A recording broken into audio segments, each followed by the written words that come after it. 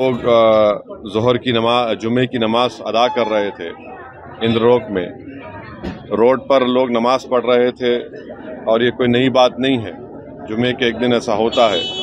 तो एक बदतरीन वीडियो आप और हमने देखा, सारी दुनिया ने देखा कि हालत सजदा में एक मुसलमान है और एक पुलिस के अहदेदार जो पुलिस की वर्दी पहने हुए हैं वो आकर पीछे से लात मारकर एक मुसलमान जो नमाज पढ़ रहा है सजदे में उसको लात मारकर दूसरे मुसल्लियों को ढकेलते हैं।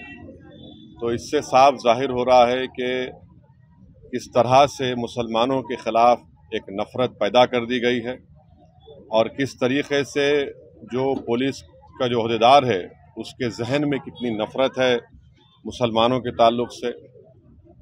ये एक ऐसा वाक़या है जो सबको झंझोड़ के रख दिया और इससे ये बताता है कि मुसलमानों की डिग्निटी, मुसलमानों की इज़्ज़त कितनी है।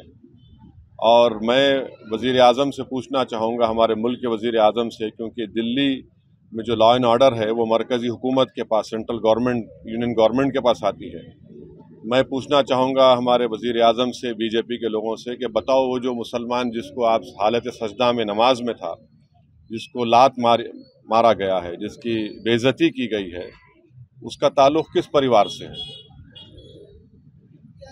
किस परिवार से है वो? किसके ख़ानदान से है बताओ?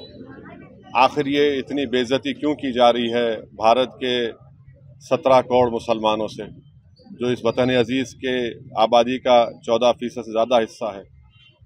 तो ये तमाम फ़िरक़ा परस्ती और नफ़रत के मज़ाहिरे सारी दुनिया और हम देख रहे हैं, तकलीफ़ होती है। मगर इंशाअल्लाह ताला ये नफ़रत का, ये जुल्म का इंशाअल्लाह ताला ज़रूर अल्लाह अपने फ़ज़ल से और करम से, मुझे यकीन है कि इंशाअल्लाह ये तमाम चीज़ों का ख़ात्मा होगा और ये तमाम चीज़ें रोकी जाएंगी। और दिल्ली में हम जानते हैं कि जब फ़सादात हुए थे तो कैसे एक मुसलमान को जब मॉब पीट रहा था वो अपनी जान की भीख मांग रहा था। इससे भी सबक हासिल नहीं किया वहाँ की पुलिस के अहदेदार। कैसे एक वीडियो निकला था कि 3 मुसलमान ज़ख्मी पड़े हुए हैं और उनसे कहा जा रहा था कि पढ़ो, ये पढ़ो, और उसमें एक बच्चा उसकी फौत हो गई। उसके बाद हम कल देखते हैं कि जुमे की नमाज में हमारे मुल्क में 90% से ज़्यादा लोग मजहबी लोग हैं और अपनी मजहबी इबादत के लिए, जुलूस के लिए वक्तन फ़ौक्तन रोड पे आ जाते हैं। तो इसको ये बेइज्जत करना, उनको इस तरह से लात मारना उनको और बताना कि क्या हमारी हैसियत है, तो हम ऐसे लोगों से कहना चाहेंगे कि आपके इस जुल्म के मज़ाहिरों से हम नमाज़ पढ़ना नहीं छोड़ने वाले हैं। हम अल्लाह के आगे सजदा करते हैं और करते रहेंगे।